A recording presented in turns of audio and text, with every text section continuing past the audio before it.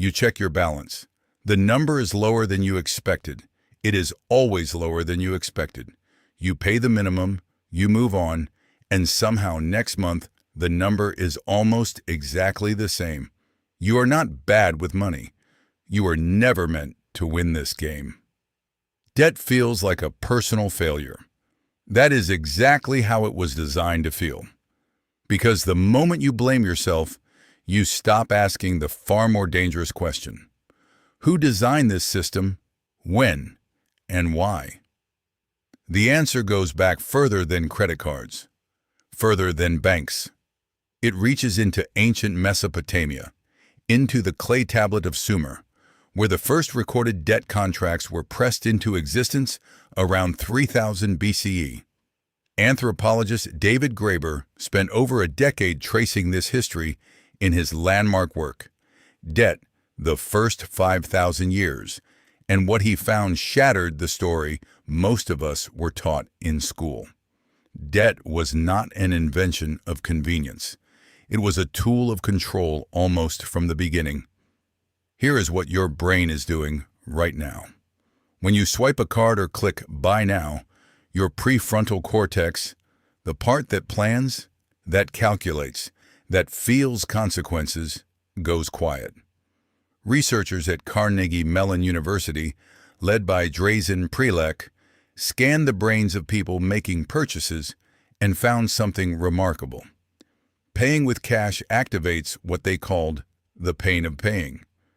It hurts slightly to hand over physical money, but digital payments, cards, apps, taps, nearly eliminate that signal. The pain disappears, and without the pain, the break disappears too. This was not an accident. The shift from cash to credit was engineered at the exact moment consumer spending needed to accelerate. In the 1950s, the American economy had just survived a depression and a war. Factories were running. Products were being made, but people were spending carefully, the way their parents had taught them to. Carefully was a problem. Carefully did not grow the economy fast enough.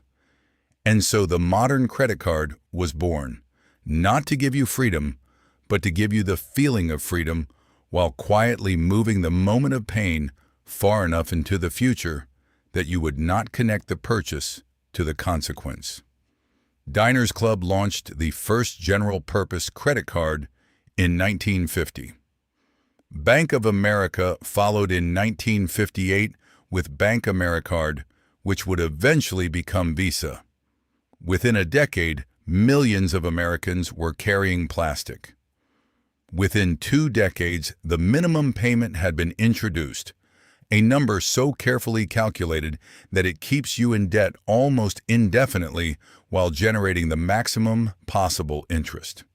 That number was not chosen arbitrarily. It was chosen mathematically by actuaries to optimize how long you stay on the hook. Your ancestors had a word for this. Several, actually. In ancient Rome, a debtor who could not pay could be handed over to their creditor and made to work. In medieval Europe, debtors were imprisoned, sometimes for life, while their families scrambled to pay what was owed. In colonial America, debt servitude was common enough that it functioned as an unofficial labor system. The chains changed.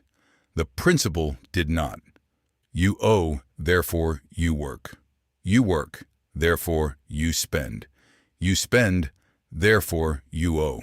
Economist and anthropologist Caroline Humphrey has argued that what we call modern debt is structurally identical to older forms of social obligation, the kind that tied peasants to lords, workers to company towns, colonized peoples to imperial creditors. The form shifts, the function does not. Debt keeps people close to the edge, and people close to the edge do not have the time or energy to reorganize the world that put them there. Think about your own relationship to money. Not the numbers, the feeling. When you carry debt, there is a low-level hum underneath everything, a background anxiety that colors decisions you do not even notice you are making. You take the job you do not love because it pays consistently. You stay in a city that does not fit you because moving feels impossible right now. You do not ask for the raise because the timing feels bad. And the timing always feels bad when you need the paycheck more than they need you. Psychologist Elizabeth Dunn at the University of British Columbia has studied how financial stress changes behavior at the neurological level. When the brain is preoccupied with scarcity, even the anticipation of scarcity, it borrows cognitive bandwidth from every other function.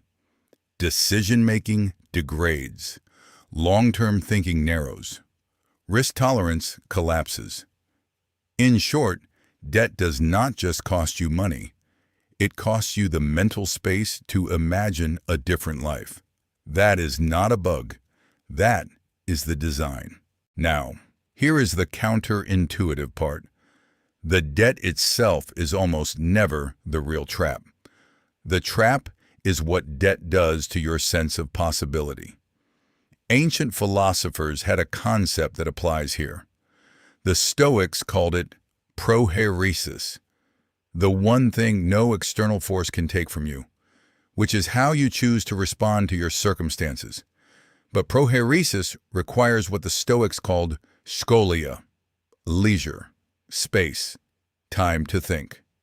Debt eliminates scholia. It fills every available hour with obligation, erases every horizon line, and replaces genuine choice with the illusion of choice between options that all lead back to the same place. You can see this mechanism working in the structure of modern student loans. The average American who borrows for a 4-year degree graduates owing close to $30,000. At a standard repayment rate, they will make payments for 10 years and pay back nearly double what they borrowed by the time interest is included. They will spend a decade of their most creatively fertile years financially anchored to a decision they made at 17. That is not a consequence of borrowing. It is the product of an interest architecture specifically designed to maximize total repayment. Here is what the history tells us and what it means for you today. Every civilization that has ever grappled with debt at scale has eventually faced the same crisis. It concentrates wealth at one end and exhaustion at the other. Ancient Sumer knew this. Their solution was called the amargii, a periodic royal decree canceling private debts, literally a reset button pressed every generation to prevent the total collapse of the social fabric. The word amargii, Graeber points out, translates directly as freedom. That is not a coincidence. The oldest recorded word for freedom in any human language means release from debt. Modern economies do not have an amargii. They have compound interest, minimum payments, variable APR, and a credit score system that rewards you for borrowing more.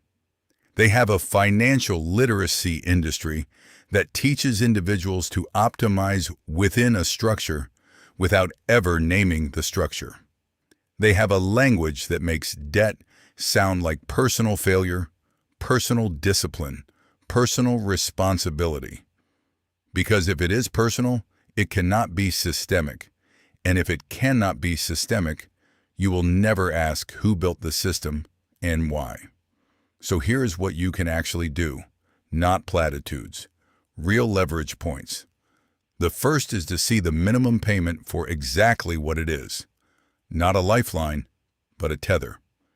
Paying even $10 or $20 more per month on a credit card balance collapses the repayment timeline dramatically and cuts the total interest paid in half or more.